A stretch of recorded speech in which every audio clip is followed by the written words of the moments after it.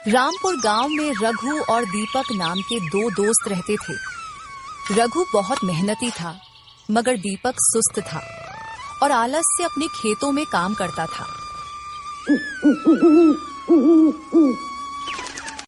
एक दिन चाचा रामू ने कहा, वाह रघु, मैंने सुना है कि इस साल तुम्हारी फसल बहुत अच्छी हुई है। हाँ चाचा, इस बार मेरी फसल बहुत अच्छी हुई है। अगर मैं इसे बेचूंगा तो मुझे अच्छा मुनाफा मिलेगा। बेटा, तुमने अपने खेत में कितनी बोरियां अनाज की कटाई की है? चाचा, मैंने 5 एकड़ जमीन पर 200 बोरियां अनाज की कटाई की है। अच्छा चाचा, मैं अब चलता हूँ, मुझे आज अनाज बेचने जाना है। यह कहकर रघु वहां से चला गया। कुछ देर बाद दीपक भी अपने खेतों की तरफ जा रहा था।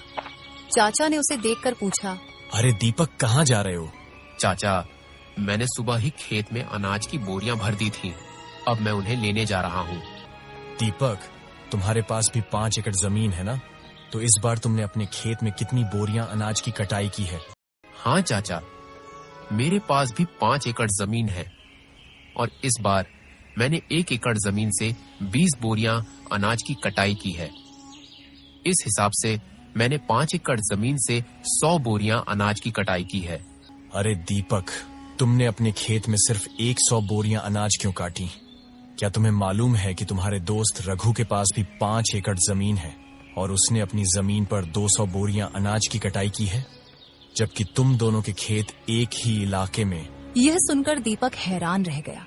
क्या? मेरे दोस्त रघु ने कहा इस बार उसने अपने खेत में 200 बोरियां अनाज की कटाई की, लेकिन उसने मुझे नहीं बताया।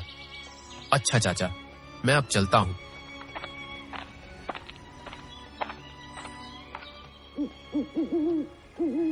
शाम को दीपक अपनी फसल बेचकर घर वापस आया।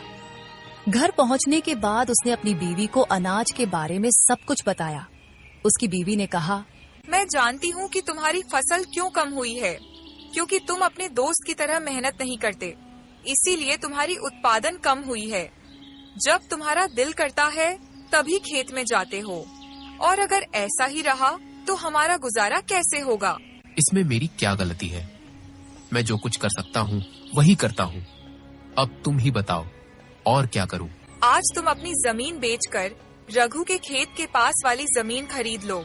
अगर रघु के पास 5 एकड़ जमीन है तो तुम भी 5 एकड़ जमीन खरीद लो। रघु से कहो कि अब हम दोनों 10 एकड़ जमीन पर मिलकर काम करेंगे और जो भी मुनाफा होगा हम बराबर बांट लेंगे। हाँ, तुम ठीक कह रही हो। मैं कल रघु के पास जाकर उससे बात करूंगा, और जितना मैं रघु को जानता हूँ वह मुझे इनकार नहीं करेगा। फिर अगली सुबह दीपक अपने दोस्त रघु के पास गया।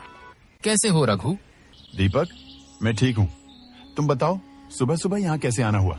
रघु, हम दोनों बचपन के बहुत अच्छे दोस्त हैं, तो मैं सोच रहा था कि अपनी जमीन बेचकर तुम्हारे खेत के पास वाली जमीन खरीद लूं, वो भी 5 एकड़, बिल्कुल तुम्हारी जमीन के बराबर।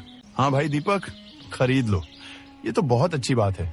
मुझे भी एक अच्छा पड़ोसी मिल जाएगा। मगर रघु, अगर तुम्हें आपत्ति ना हो तो हम दोनों तुम्हारी और मेरी जमीन पर साथ में खेती करें, क्योंकि अलग अलग काम करने से बेहतर है कि दोनों एक जगह काम करें। अगर हम दोनों मेहनत करेंगे तो हमें अच्छा मुनाफा होगा। हाँ हाँ भाई दीपक, मुझे इसमें कोई आपत्ति नहीं। चलो, हम अपने सेठ मानीराम के पास चलते हैं और जमीन खरीदने और बेचने की बात करते हैं, क्योंकि मेरे खेत के पास वाली जमीन सेठ मानीराम की है। फिर दोनों सेठ मानीराम के पास गए। सेठ जी, मैं रघु के खेत के करीब वाली जमीन खरीदना चाहता हूँ। सेठ मानीराम ने जवाब दिया, तो खरीद लो, हमने कब मना किया है, लेकिन जमीन खरीदने के लिए पैसे लाए हो?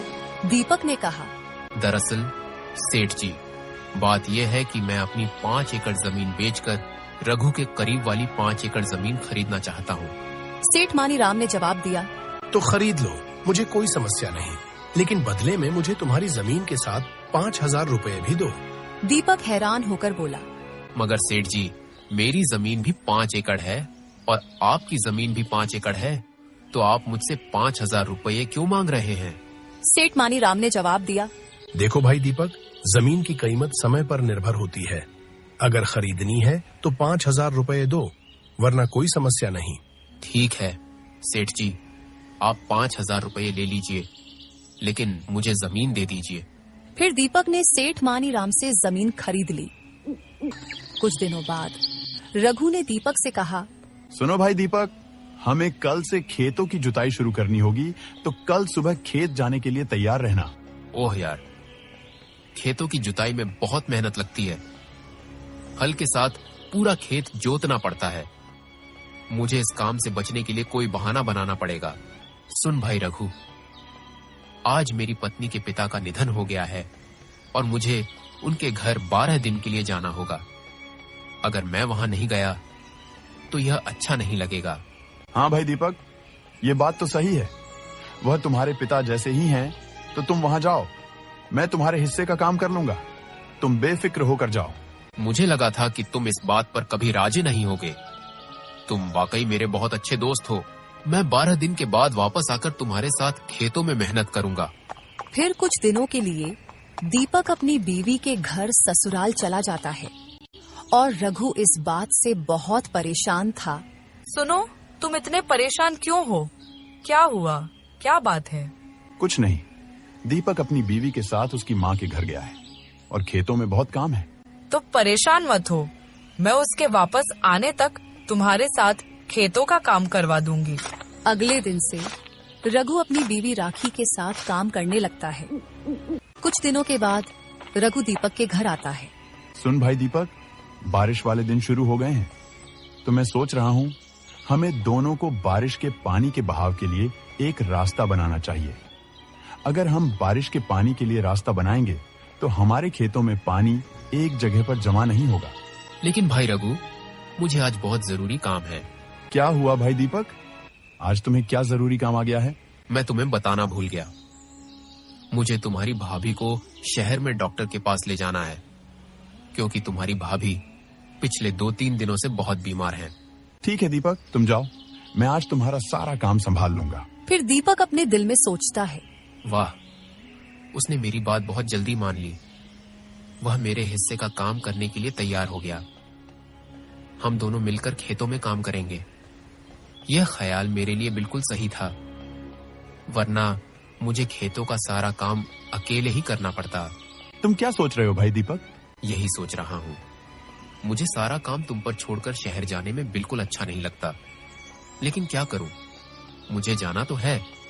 तुम परेशान ना हो भाई दीपक, मैंने कहा ना कि मैं यहाँ का सारा काम कर लूंगा।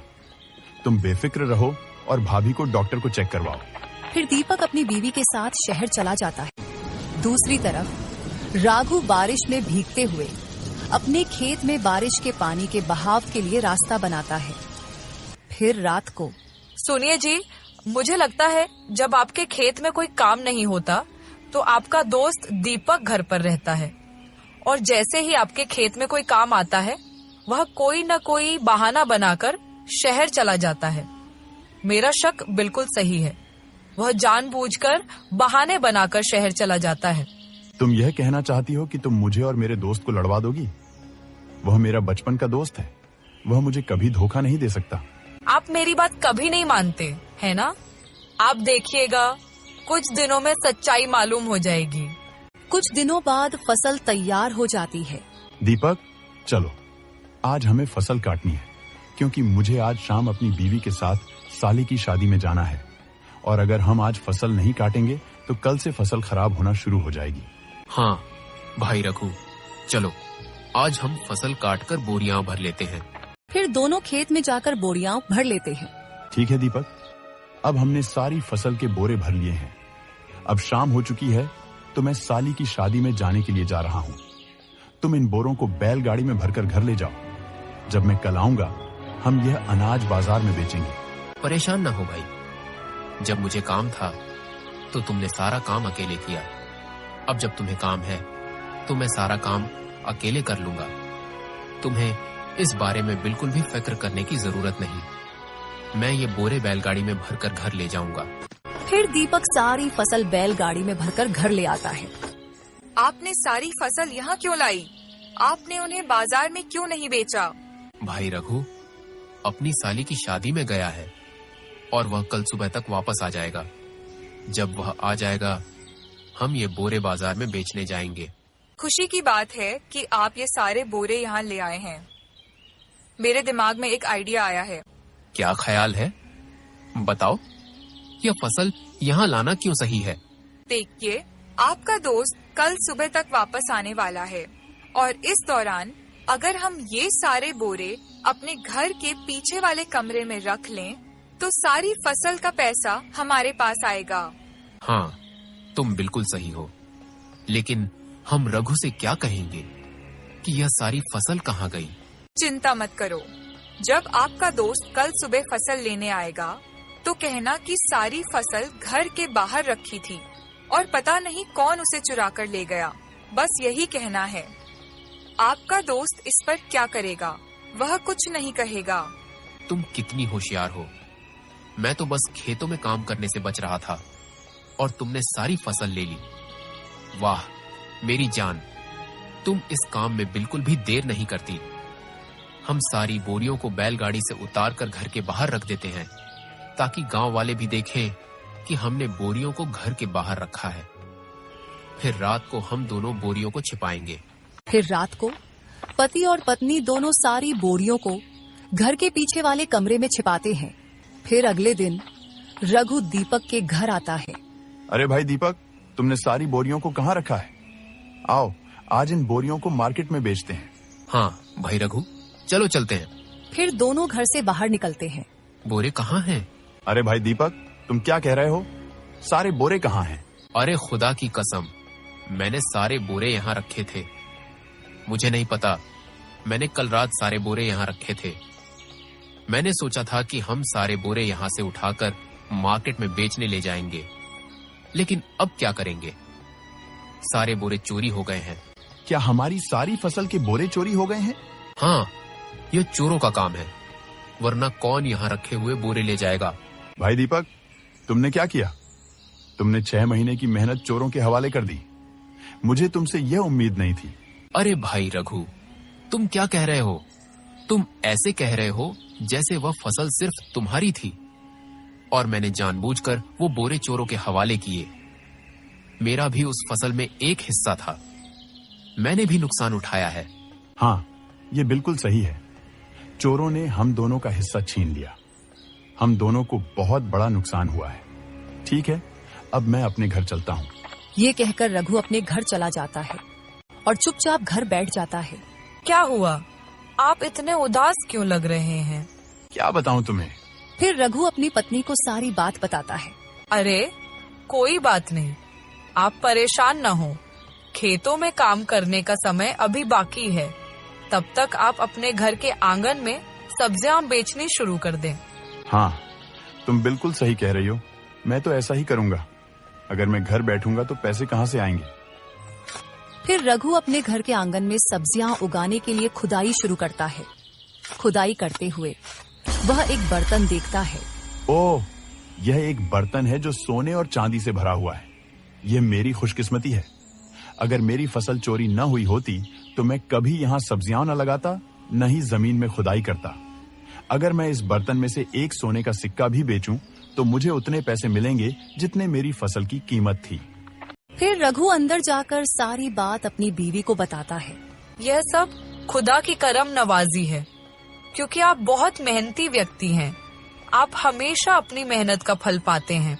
और दूसरी तरफ सुनिए जी, आज रात हम ये फसल मेरे भाई के घर ले जाएंगे और वहाँ रात गुजारेंगे। फिर कल सुबह हम इस फसल को शहर में बेचने जाएंगे। हाँ, तुम बिल्कुल सही कह रही हो। मैं यही करूँगा। फिर रात को दीपक और उसकी पत्नी दोनों उस कमरे में जाते हैं। वे देखते हैं कि उनकी सारी फसल की बोरियां खराब हो चुकी थी। ओह, क्या हो गया? फसल को जरा भी हवा नहीं लगी, जिस वजह से सारी फसल खराब हो गई। ये सब तुम्हारी वजह से हुआ है। जो मैं अपने हिस्से की फसल पाने वाला था, अब वह भी नहीं मिलेगी। सब कुछ खत्म हो गया।